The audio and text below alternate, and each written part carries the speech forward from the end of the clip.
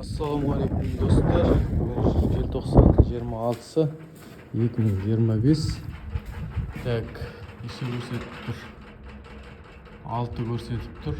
Таңертең 13 көрсетіп тұр, сағат 8-де. Так, онда кетек ішін көрейік. Мен кетекке термометр алдыртқам. Ішінде жылулығын көрейік. Қанша көрсетіп тұрған. Таңертең келгенімде сағат 8-де келгенде 0,2 көрсетіп тұрды. Енді қарайық қазір. 7 болыпты. Жемін бердім. 8-де қызыл лампочканы қосқан болатын. Қазір 7 көрсетіп тұр екен. Ал осы кешкі жемін беруге келгенде 15-16 көрсетіп тұрады менде, да? Жақсы болады ғой. Термометр бар.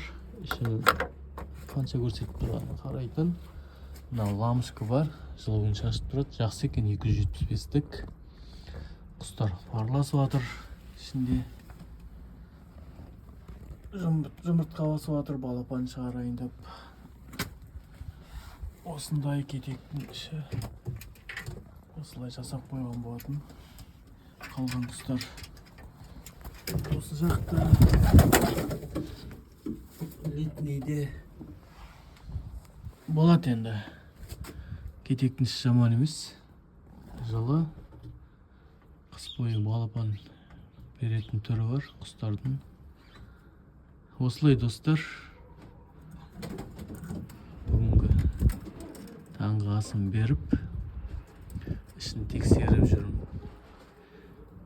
Жақсы достар, лайк басып, комментарий жазып, қолдап кетерсіздер.